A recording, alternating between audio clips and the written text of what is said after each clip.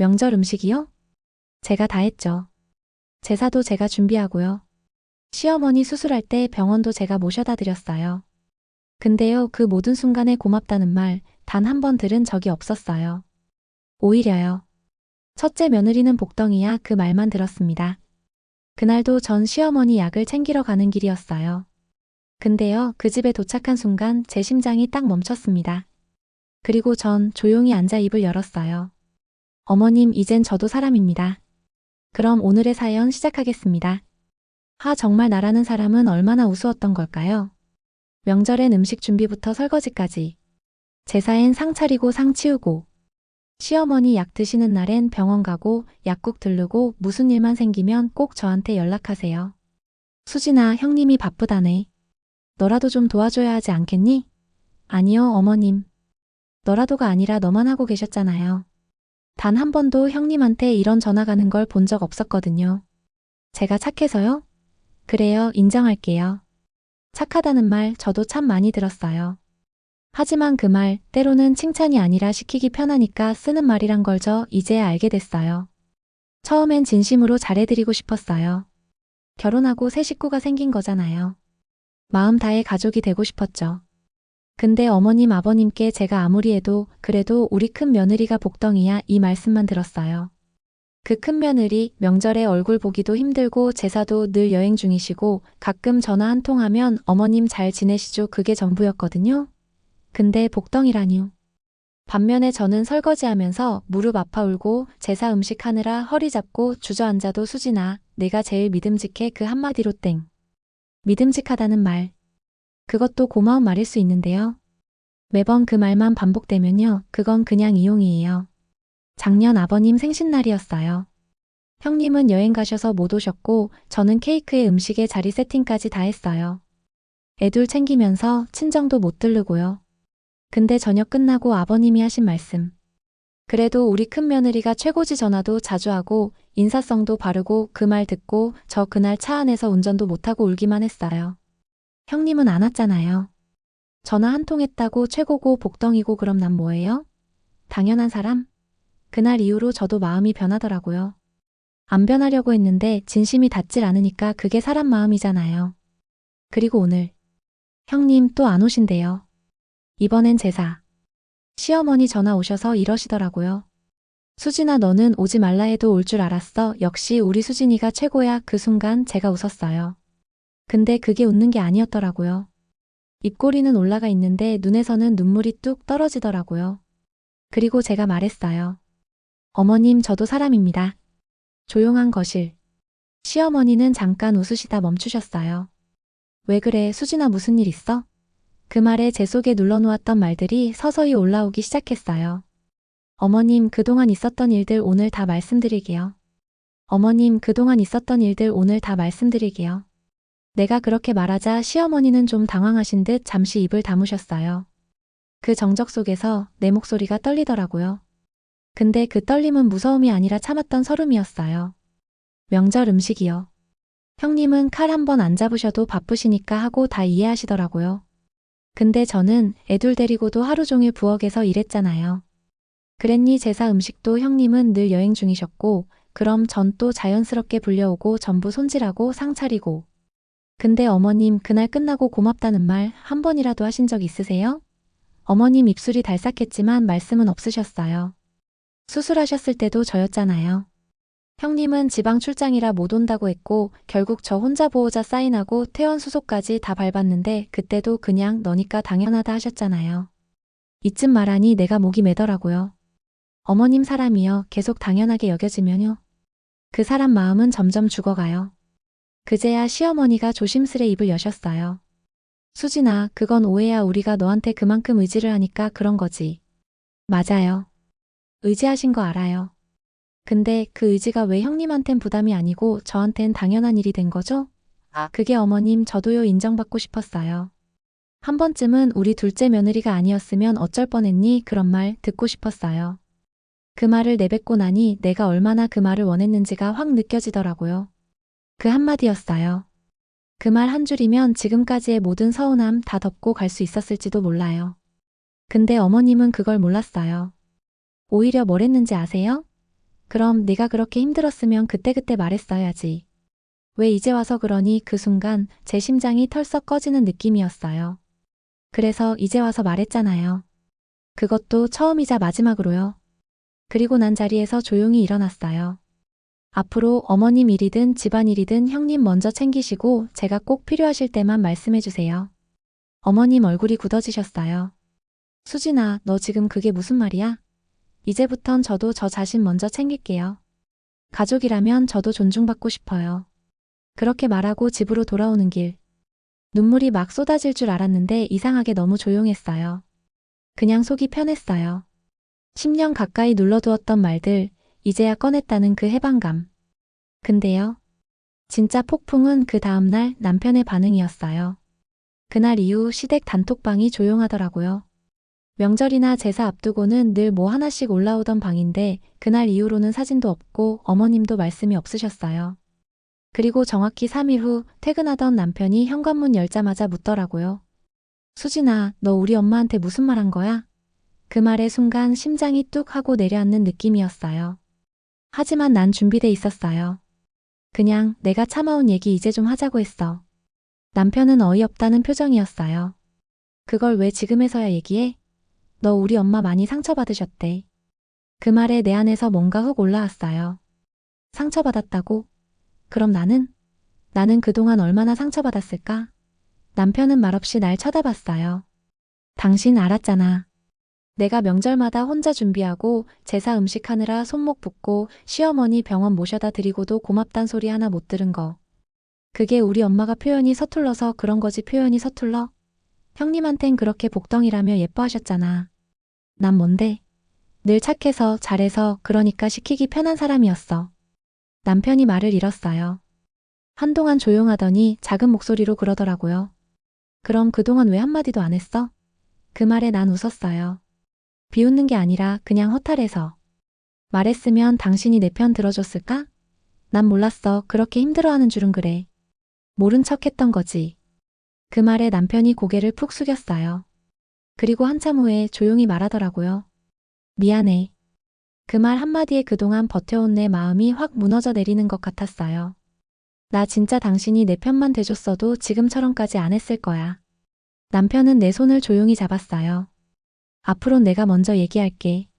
우리 다시 맞춰가자. 당신 혼자 그렇게 짊어지게 안 둘게. 그 말에 나도 고개 끄덕였어요.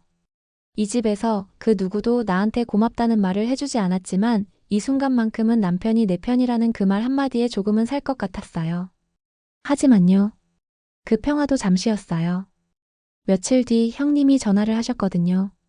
남편과 잠깐의 평화를 찾았다고 생각했을 무렵 낯선 번호로 전화가 걸려왔어요. 익숙한 목소리. 형님이었어요. 수진 씨. 지금 통화 괜찮아요? 네, 형님. 나 뭐라고 해야 할지 모르겠는데 어머님이 많이 속상하셨어. 그 말에 가슴이 다시 철렁 내려앉는 느낌이었어요. 수진 씨가 그렇게까지 직접적으로 말씀하신 줄은 몰랐어요. 사람 마음이 다 다른 건데 어머님도 그 말 듣고 며칠째 기운 없으시대요. 그 순간 참았던 말이 목구멍까지 올라왔어요. 형님, 그동안 제가 한 거 다 알고 계셨잖아요. 응, 알지. 수진 씨가 시댁 일 다 도맡아 한 거 나도 알아. 그래서 나도 미안했어. 근데 왜요? 그동안 단 한 번도 형님이 나서서 이건 형님이 하셔야죠 말한 적 없잖아요. 형님은 침묵했어요. 형님은 늘 여행 중이고 출장이고 바쁘다 하셨고 그럴 때마다 어머님은 저한테 전화를 하셨죠. 왜? 제가 잘하니까, 착하니까, 말 안 하니까 하기 편했거든요. 수진 씨, 그건 어머님이 그냥 수진 씨를 많이 믿어서 그런 거 아닐까? 그 말. 정말 수백 번 들은 그 말. 믿어서요? 그럼 왜 고맙단 말 한마디 없으셨어요? 왜 형님한텐 복덩이라고 하시면서 전 한 번도 칭찬도 인정도 못 받았을까요? 형님의 말투가 조금 바뀌었어요. 좀 짜증 섞인 방어적인 말투로요. 수진 씨, 어머님도 사람인데 상처받으실 수 있잖아. 가만히 계신 분께 그렇게까지 말하면 그 순간 내 안에서 뭔가 뚝 끊어졌어요. 형님 가만히 계셨다고요? 형님은 몰라요. 어머님이 나한테 했던 말들 형님은 바쁘니까 너라도 해야지 그게 몇 년이었는지 아세요? 이제 와서 너무했다. 상처받았다 말하기 전에 그동안 제가 뭘 감당했는지를 한 번이라도 돌아봐 주셨으면 좋겠어요. 전화기 너머의 정적. 잠시 후 형님은 힘 빠진 목소리로 말했어요. 미안해. 내가 너무 무심했나 봐. 아니요. 이제 괜찮아요. 그냥 앞으로는 각자 선 지켜가면 좋겠어요. 그 말을 끝으로 전화를 끊고 나니 내 마음 어딘가가 딱 정리되는 느낌이었어요. 나는 누구한테도 미움받고 싶지 않았어요. 근데 이젠 알아요. 내가 미움받지 않으려고 참은 시간만큼 내가 나를 버려왔다는 걸. 그리고 그날 밤 시어머니한테 문자 하나가 왔어요. 수진아, 내 말 생각해봤다. 내 마음 몰라줘서 미안하다. 처음으로, 정말 처음으로 그 한 줄이 이렇게 벅찬 위로가 될 줄은 몰랐어요. 그날 밤 시어머니에게서 받은 문자 한 통. 수진아, 내 말 생각해봤다. 내 마음 몰라줘서 미안하다. 짧고 단순한 문장이었는데 핸드폰 화면을 얼마나 오래 바라봤는지 몰라요. 한 글자 한 글자 내 마음 어딘가를 두드리는 것 같았어요. 미안하다 그 말 한마디가 그렇게 듣고 싶었나 봐요, 내가. 남편이 퇴근하고 들어오자 핸드폰을 보여줬어요. 그 사람도 그 문자를 읽고는 말없이 고개를 끄덕였어요. 어머님이 변하려고 하시나 봐. 내가 그렇게 말하자 남편은 고개를 끄덕이며 내 손을 잡아줬어요. 너무 늦은 말이라도 이렇게 듣게 되니까 왜 이렇게 눈물이 나는지 모르겠어. 정말 나는 고작 그 한마디면 됐던 거예요. 수진아, 고맙다. 수진아, 미안하다. 수진아, 네가 있어서 참 다행이다. 이런 말들 한 번만 해줬어도 아마 이렇게까지 마음이 무너지진 않았을 텐데 다음날 아침. 카톡 단체방에 시어머니가 직접 글을 남기셨어요. 수진아, 내가 많이 미안하다. 그동안 네가 얼마나 힘들었는지 이제야 알겠다. 앞으로는 나도 달라질게. 그 메시지를 보고 정말 눈물이 왈칵 쏟아졌어요. 근데 더 놀라웠던 건 형님이 그 글에 처음으로 답글을 단 거예요. 어머님, 저도 반성 많이 했어요. 앞으로는 제가 먼저 나서 볼게요. 수진 씨에게 너무 많이 의지한 것 같아요. 미안해. 와, 믿을 수가 없었어요. 정말 처음 있는 일이었어요. 그날 시어머니가 전화를 하셨어요. 수진아, 너무 미안하다. 내가 너한테 너무 많은 걸 당연하게 여겼어. 근데 이젠 안 그럴게. 그 목소리 예전과는 다르게 정말 작고 조심스러웠어요. 마치 무언가를 깨달은 사람의 목소리 같았어요. 어머님, 저도 죄송해요. 그동안 참고만 있어서 갑자기 이렇게 말씀드려서 놀라셨죠? 아니야, 잘한 거야. 네가 아니었으면 내가 아무 생각도 못하고 계속 그랬을 거야. 그날 통화를 끊고 나서 진심으로 마음이 편해졌어요. 그동안 수없이 참아온 감정들. 그 무게가 내 어깨에서 조금씩 내려가는 느낌이었어요. 처음이었어요. 내가 이 집안의 일꾼이 아니라 가족처럼 느껴진 건. 그리고 그날 밤 남편이 내게 말했어요. 수진아, 다음 제사는 우리 둘 다 가지 말자. 형님이 준비하신다고 했으니까. 이번엔 그냥 우리끼리 쉬자. 그 말에 나도 모르게 입가에 미소가 번졌어요. 이 집안이 처음으로 내게 쉬어도 된다고 말해준 순간. 그날 이후 내 일상에 조금씩 변화가 생겼어요. 누군가가 나에게 쉬어도 된다, 고생 많았다라고 말해주니 진짜 이상하리만큼 하루하루가 다르게 느껴졌어요. 늘 명절 앞두고면 스트레스성 위염이 도졌는데 이번엔 그런 증상도 없었어요. 며칠 후 형님이 먼저 연락을 주셨어요. 수진 씨, 다음 주 제사 음식은 제가 준비할게요. 혹시 필요한 거 있으면 제가 사갈 테니까 알려줘요. 처음으로 내가 무언가를 덜어받는 경험이었어요. 그동안 나는 누가 나를 도와주는 게 어색했고 내가 힘들다고 말하는 게 죄짓는 기분이었어요. 근데 이제는요. 내가 참을 필요 없다는 걸, 내 마음도 소중하다는 걸 조금씩 느끼고 있었어요. 어느 날 남편이 이런 말을 하더라고요. 수진아, 너 요즘 진짜 편해 보인다. 예전엔 늘 긴장하고 살았잖아. 그 말에 내가 얼마나 스스로를 옥죄며 살았는지가 한꺼번에 떠올랐어요. 아무리 바빠도 아이들 방학 동안은 꼭 나들이를 갔고 내 시간을 쪼개서 시댁 챙기고 심지어 내 부모님 뵐 시간조차 없었는데 이제야 알겠더라고요. 내 인생인데 왜 내 순서를 가장 마지막에 두고 살았는지를. 그 주말 오랜만에 친정엄마를 뵈었어요. 엄마가 그러시더라고요. 요즘 얼굴이 환해졌네. 이제야 좀 너답다. 그 말에 가슴이 울컥했어요. 엄마, 나 이제야 나를 위해 사는 것 같아. 지금까지는 그냥 누군가의 딸, 아내, 며느리로만 살았던 것 같아. 엄마는 내 손을 꼭 잡아주셨어요. 수진아, 넌 그 누구보다 좋은 사람이야. 근데 착한 사람이라고 늘 참기만 하면 그건 좋은 사람이 아니야. 그건 슬픈 사람이야. 엄마의 그 말이 내 가슴 깊은 곳에 꽂혔어요. 그리고 마음속으로 다짐했어요. 앞으로는 내가 나를 가장 먼저 안아줄 거야. 며칠 후 시어머니에게서 연락이 왔어요. 수진아, 우리 다음 주에 찜질방 같이 갈래? 그 한마디에 그동안의 시간이 떠오르며 웃음이 나더라고요. 좋아요, 어머님. 그렇게 처음으로 부담이 아닌 즐거움으로 시댁 식구들과의 시간을 기대해보게 됐어요. 오랜만에 시댁 분위기가 훈훈해졌던 그 주말, 남편 핸드폰이 울렸어요. 시어머니의 전화였어요. 통화가 끝나자 남편 표정이 어두워졌고 곧 내게 조심스레 말을 꺼냈어요. 아버지 병원에 입원하셨어. 지병이 재발하신 것 같대. 심장이 철렁했어요. 지금 상태는 어때? 응급은 아니고 며칠간 정밀 검사 받으셔야 한대. 나는 바로 짐을 챙기기 시작했어요. 하지만 남편이 내 손을 붙잡더라고요. 잠깐만. 이번엔 무조건 네가 다 하지 않아도 돼. 형님한테도 이미 연락했어. 우리 셋이서 나눠서 하자고 했어. 그 말을 듣고 고개를 끄덕였지만 사실 마음 한켠이 불안했어요. 병원에 도착하니 형님이 먼저 와 있었어요. 놀랍게도 정말 직접 도시락까지 싸오셨더라고요. 수진 씨, 어머님 식사도 좀 챙기고 왔어요. 이따 점심은 내가 알아서 할게요. 와, 진짜 이렇게 사람이 바뀔 수도 있구나 싶었어요. 나는 어머님 옆에 조용히 앉았어요. 어머님 많이 놀라셨죠? 어휴, 수진아, 내 얼굴 보니까 좀 살 것 같네. 내가 참 요즘 많이 생각했어. 그 말에 난 웃으며 대답했어요. 이젠 어머님 혼자 안 하셔도 돼요. 이렇게 형님도 계시고 저도 도울게요. 근데요, 이번엔 저 혼자 다 하진 않을 거예요. 내가 그렇게 말하자 시어머니는 고개를 끄덕이며 말했어요. 그럼 그래야지. 나도 그게 맞는다는 거 이제야 좀 알겠더라.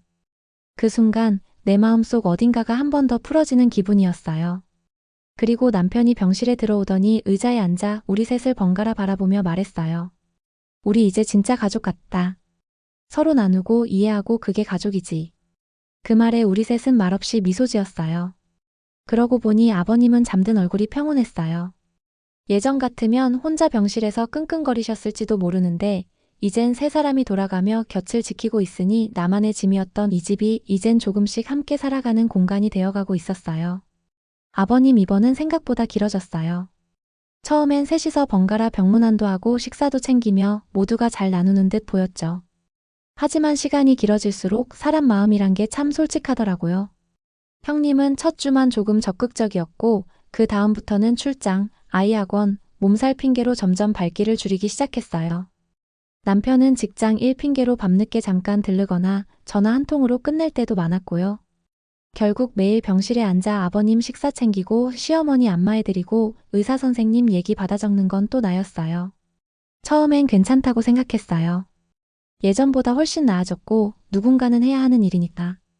그런데 하루는 아버님 주치의가 중요한 수술 결정 관련해 보호자와 상의하려는데 형님과 남편 둘 다 연락이 안 되는 상황이 벌어졌어요. 결국 내가 혼자서 수술 동의서에 사인하게 됐죠. 그날 밤 혼자 병실 구석에서 앉아 있는데 아버님이 깨어나서 나를 보며 말했어요. 수진아, 내가 늘 말은 못했지만 너한테 참 미안했어. 넌 우리 집 진짜 기둥이다. 그 말에 목이 메어 아무 말도 못했어요. 하지만 동시에 묘하게 서글펐어요. 왜 늘 미안해, 고맙다는 말은 이렇게 늦게 들리는 걸까요? 다음날 형님에게 조심스럽게 물었어요. 형님, 요즘 병원 쪽은 좀 어려우세요? 아, 미안, 수진 씨. 요즘 진짜 정신이 하나도 없어서 그래도 내가 이번 주말엔 꼭 갈게. 그 말 전에도 들었던 말이에요. 남편에게도 말했죠.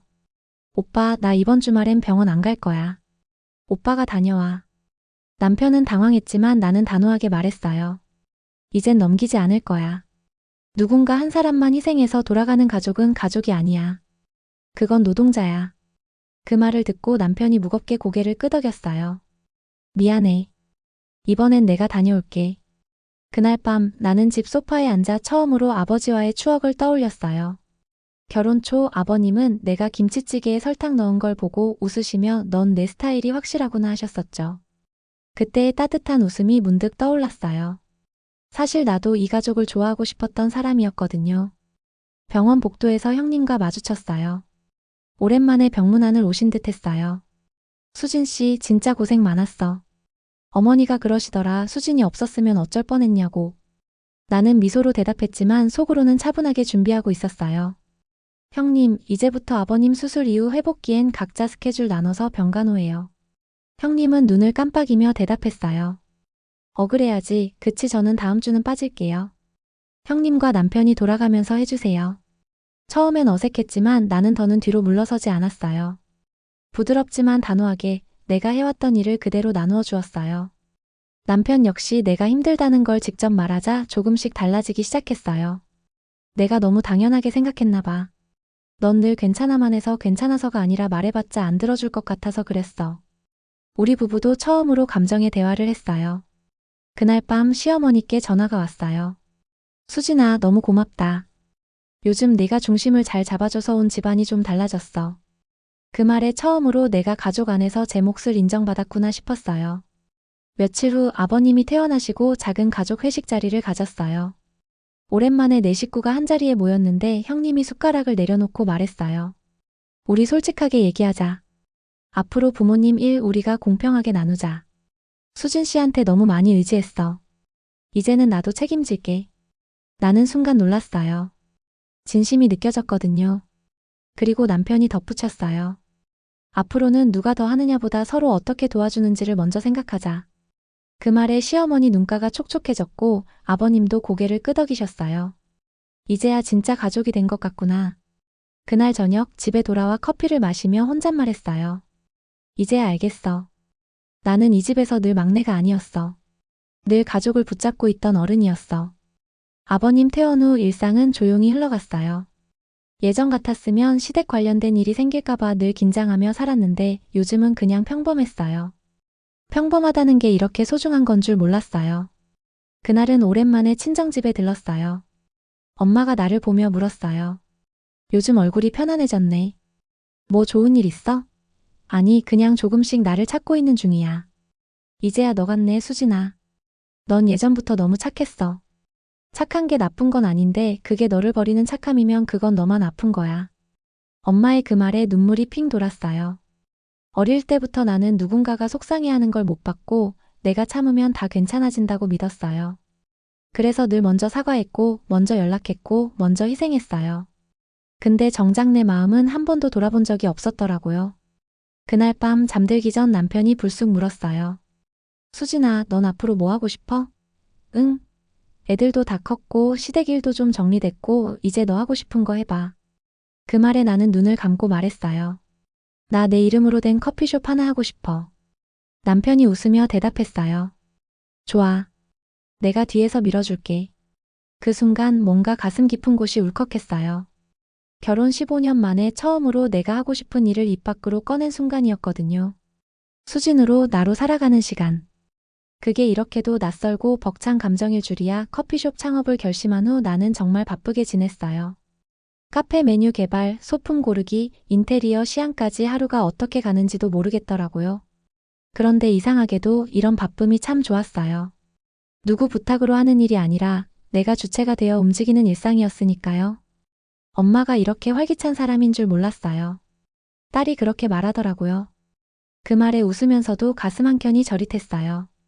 그래, 이제라도 늦지 않았어. 내 인생 내가 살아야지.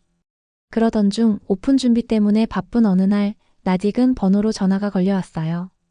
수진 씨 나 기억하겠지? 한참 동안 멍했어요. 그 목소리는 형님 친구였던 과거 시댁 갈등의 한가운데 있던 윤정이었어요. 무슨 일이세요? 아니, 그냥 오랜만에 너 생각나서. 형님이 그러더라. 너 요즘 잘 나간다고? 커피숍도 연다며? 형님이? 묘하게 신경이 거슬렸어요. 네. 이제 제 인생 살아보려고요. 수진 씨도 세상 무섭게 변했네. 예전엔 그렇게 순하더니 역시 사람은 몰라. 그 순간 가슴 한복판이 뜨거워졌어요. 그 뉘앙스, 그 시선. 그때도 그랬죠. 내가 조금이라도 감정을 드러내면 그런 내가 더 무섭다. 네가 이기적이다라는 말이 돌아왔었죠. 하지만 이번엔 아무 말 하지 않았어요. 내가 뭘 어떻게 했는지 설명할 필요도 납득시킬 이유도 없으니까요. 그날 밤 남편에게 말했어요. 윤정이한테 전화 왔었어. 윤정? 왜? 몰라. 그냥 예전처럼 내가 다시 착해지길 바라는 것 같았어. 남편은 내 손을 잡으며 말했어요. 이젠 그렇게 살지 마. 수진이는 착해서 좋은 게 아니라 단단해서 더 멋진 사람이야. 순간 눈물이 핑 돌았어요. 고마워, 나 이제야 좀 내 인생 주인처럼 사는 것 같아. 그날 밤 작은 노트를 꺼내 적었어요. 나 수진, 올해의 목표 나로 살아가기. 그 누구도 아닌 나답게 드디어 카페 오픈 날이 밝았어요. 오전 8시. 문을 여는 손끝이 어찌나 떨리던지 작은 커피 머신이 처음으로 스팀을 뿜어냈고 은은한 원두향이 내 첫 공간을 가득 채웠어요. 어서 오세요. 내 입에서 흘러나온 첫 인사. 그 순간 눈물이 핑 돌았어요. 수진아, 꽃다발이요. 현관 너머로 남편과 아이들이 활짝 웃으며 들어왔어요. 엄마 진짜 멋져. 딸이 말하자 나는 아이를 꼭 안았어요. 축하해요, 수진 씨. 남편이 말하며 주머니에서 작은 반지를 꺼내 건넸어요. 이건 이젠 당신 이름으로 시작하는 인생의 첫 축하 선물이야. 손이 덜덜 떨릴 정도로 벅차고 감격스러웠어요. 그렇게 분주하고 따뜻한 하루가 지나갈 무렵 낯선 손님이 카페 문을 밀고 들어왔어요. 그리고 나는 순간 말을 잃었어요. 어머님, 내 시어머니였어요. 작은 손가방을 들고 정갈하게 머리 손질까지 하고 오신 모습. 커피 한 잔 마시러 왔다. 나는 얼떨결에 자리로 모셨어요. 잠시 침묵이 흐르다가 시어머니가 먼저 말문을 여셨어요. 사실 수진아, 네가 이 가게 오픈한다는 말 듣고 괜히 심장이 벌렁거렸어. 그런데도 보고 싶었어. 나는 고개를 숙였어요. 내가 너한테 너무 무심했지. 미안하다. 정적. 그리고 작은 목소리로 대답했어요. 이젠 괜찮아요. 저도 많이 변했고 어머님도 지금 이 말 해주시니까요. 시어머니는 손을 꼭 잡아주셨어요. 이젠 너도 너 인생 살아야지. 충분히 해냈고 충분히 멋지다. 그날 마지막 손님이 돌아간 뒤 나는 카페 문을 닫고 혼자 불을 껐어요. 내가 해낸 하루. 내가 만든 공간. 내가 지켜낸 나 자신. 거울을 보며 속삭였어요. 수고했어, 수진아. 이제부터는 너를 가장 아껴줄 사람이 너여야 해. 시청해주신 여러분 진심으로 감사합니다. 이 이야기가 마음에 와닿으셨다면 구독과 좋아요 한 번씩 그리고 댓글로 응원해주세요. 여러분의 응원은 더 좋은 이야기로 돌아옵니다. 지금까지 미소 한 줌 이야기였습니다. 감사합니다.